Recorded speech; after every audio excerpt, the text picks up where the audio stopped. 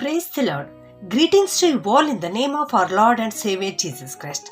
Today's Bible verse, Paul's letter to the Colossians, chapter 2, verse 15. On that cross, Christ freed himself from the power of the spiritual rulers and authorities. He made a public spectacle of them by leading them as captives in his victory procession. ಪೌಲನು ಕೊಲೊಸ್ಸೆಯವರಿಗೆ ಬರೆದ ಪತ್ರಿಕೆ 2ನೇ ಅಧ್ಯಾಯ 15ನೇ ವಚನ. ಆತನು ದೊರೆತನಗಳನ್ನು ಅಧಿಕಾರಗಳನ್ನು ನಿರಾಯುಧರನ್ನಾಗಿ ಮಾಡಿ ಜಯೋತ್ಸವ ಮಾಡುತ್ತಾನೋ ಎಂಬಂತೆ ಶಿಲುಬೆಯ ಮೇಲೆ ಅವುಗಳನ್ನು ಜಯಿಸಲ್ಪಟ್ಟವುಗಳನ್ನಾಗಿ ಮೆರೆಸುತ್ತಾ ತೋರಿಸಿದನು. ನಮ್ಮ ಯೇಸು ಸ್ವಾಮಿ ಶಿಲುಬೆಯ ಮೇಲೆ ಪ್ರಾಣವನ್ನ ಅರ್ಪಿಸಿ ಈ ಲೋಕದ ಅಂಧಕಾರದ ದೊರೆತನಗಳನ್ನ ಇಲ್ಲದಂತೆ ಮಾಡಿದ್ದಾರೆ. ಈ ಲೋಕದ ಅಂಧಕಾರ ಶಕ್ತಿಗಳನ್ನ ಜಯಿಸಿದ್ದಾರೆ. ಯೇಸು ಕ್ರಿಸ್ತನ ಗಾಯಗಳನ್ನು ನಾವು ಧ್ಯಾನಿಸುತ್ತಾ ಬರುತ್ತಾ ಇದ್ದೇವೆ. ಇಂದು ನಮ್ಮ ಯೇಸು ಸ್ವಾಮಿಯ ಪಾದಗಳು ಏತಕ್ಕಾಗಿ ಮೊಳೆಗಳಿಂದ ಜಡಿಯಲ್ಪಟ್ಟಿವೆ ಎನ್ನುವುದನ್ನು ನಾವು ಧ್ಯಾನ ಮಾಡೋಣ. ಯೇಸು ಕ್ರಿಸ್ತನ ಪವಿತ್ರ ಪಾದಗಳು ಶಿಲುಬೆ ಮೇಲೆ ಉದ್ದವಾದ ಮೊಳೆಗಳಿಂದ ಜಡಿಯಲ್ಪಟ್ಟಿವೆ ಪ್ರಿಯರೇ. ಅದರಿಂದ ದೊಡ್ಡ ರಂಧ್ರವಾಗಿ ಅಲ್ಲಿ ರಕ್ತ ಚಿಮ್ಮಿ ಬರುತ್ತಾ ಇದೆ.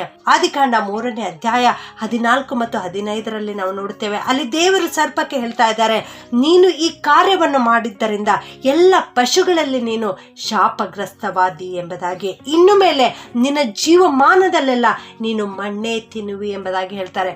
ಈಕೆ ಸಂತಾನವು ನಿನ್ನ ತಲೆಯನ್ನು ಜಜ್ಜುವುದು ಮತ್ತು ನೀನು ಅದರ ಹಿಮ್ಮಡಿಯನ್ನು ಕಚ್ಚುವಿ ಎಂಬುದಾಗಿ ದೇವರು ಅಂದು ಆ ಸರ್ಪಕ್ಕೆ ಹೇಳಿದ್ದರು ಪ್ರಿಯರೇ. ಆದ್ದರಿಂದಲೇ ಆ ಸರ್ಪದ ಶಕ್ತಿಯನ್ನ ತುಳಿದು ಹಾಕಲಿಕ್ಕೆ ನಮ್ಮ ಯೇಸು ಸ್ವಾಮಿ ತನ್ನ ಕಾಲುಗಳನ್ನ ಶಿಲುಬೆ ಮೇಲೆ ಮೊಳೆಗಳಿಂದ ಜಡಿಯಲಿಕ್ಕೆ ಒಪ್ಪಿಸಿಕೊಟ್ಟಿದ್ದಾರೆ.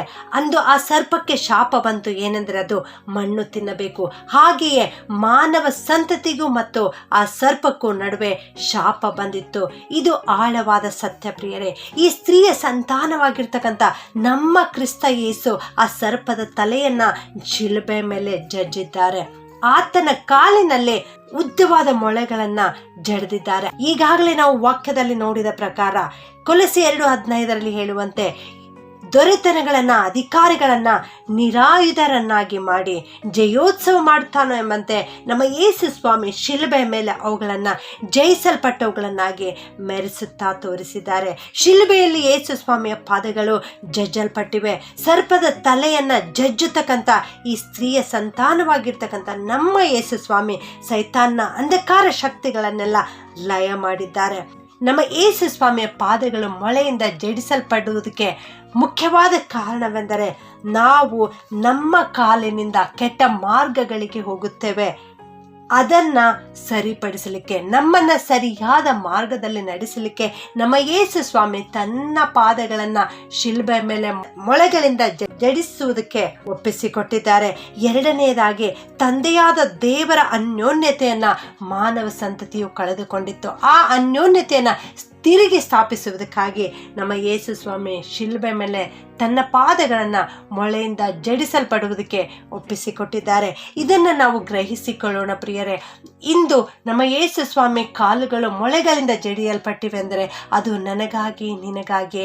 ಆದುದರಿಂದ ಇನ್ನು ಮುಂದೆ ನಾವು ಕೆಟ್ಟ ಮಾರ್ಗದಲ್ಲಿ ನಡೆಯದೆ ಸನ್ಮಾರ್ಗದಲ್ಲಿಯೇ ನಡೆಯೋಣ. ಪಾಪಾತ್ಮರ ಮಾರ್ಗದಲ್ಲಿ ನಿಂತುಕೊಳ್ಳದೆ ಒಳ್ಳೆಯವರ ಮಾರ್ಗದಲ್ಲಿ ನಾವು ನಡೆಯುವಂಥವರಾಗಿರೋಣ. ಇನ್ನು ಮುಂದೆ ಕ್ರಿಸ್ತನ ಕಡೆಗೆ ತಿರುಗೋಣ. ನಮ್ಮ ಯೇಸು ಸ್ವಾಮಿ ನಮ್ಮ ಮೇಲೆ ಇರುವಂತ ಎಲ್ಲ ಪಾಪವನ್ನ ಶಾಪವನ್ನ ಅಳಿಸಿ ಬಿಟ್ಟಿದ್ದಾರೆ. ಪ್ರಾರ್ಥನೆ ಮಾಡಿಕೊಳ್ಳೋಣ.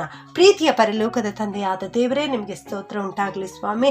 ನೀವು ನಮಗಾಗಿ ಶಿಲುಬೆ ಮೇಲೆ ಜಡಿಯಲ್ಪಟ್ಟಿದ್ದೀರಪ್ಪ. ನಿಮ್ಮ ಪವಿತ್ರ ಪಾದಗಳನ್ನ ಮೊಳೆಗಳಿಂದ ಜಡಿಯುವುದಕ್ಕೆ ಒಪ್ಪಿಸಿಕೊಟ್ಟಿದ್ದೀರಿ ದೇವ. ನಿಮಗೆ ಸ್ತೋತ್ರ ಸ್ವಾಮಿ. ನಮ್ಮನ್ನ ನಮ್ಮ ಪಾಪದಿಂದ ಬಿಡಿಸುವುದಕ್ಕಾಗಿ ಇಷ್ಟು ಘೋರವಾದ ಮರಣವನ್ನ ನೀವು ಅನುಭವಿಸಿದ್ದೀರಿ ದೇವ. ನಿಮಗೆ ಸ್ತೋತ್ರ ತಂದೆ. ಇನ್ನು ಮುಂದೆ ಸ್ವಾಮಿ ನಾವು ಸನ್ಮಾರ್ಗದಲ್ಲಿ ನಡೆಯಲಿಕ್ಕೆ ಸಹಾಯ ಮಾಡಪ್ಪ. ನಿನ್ನ ಅನ್ಯೋನ್ಯತೆಯಲ್ಲಿ ನಾವು ಜೀವಿಸಲಿಕ್ಕೆ ಕೃಪೆ ಮಾಡು ಸ್ವಾಮಿ. ಈ ವಾಕ್ಯ ಕೇಳಿಸಿಕೊಳ್ಳುತ್ತಿರುವ ಪ್ರತಿಯೊಬ್ಬರನ್ನ ಆಶೀರ್ವಾದ ಮಾಡು ಕರ್ತನೆ. ಯೇಸುವಿನ ನಾಮದಲ್ಲಿ ಬೇಡುತ್ತೇನೆ ತಂದೆಯೇ, ಆಮೆನ್.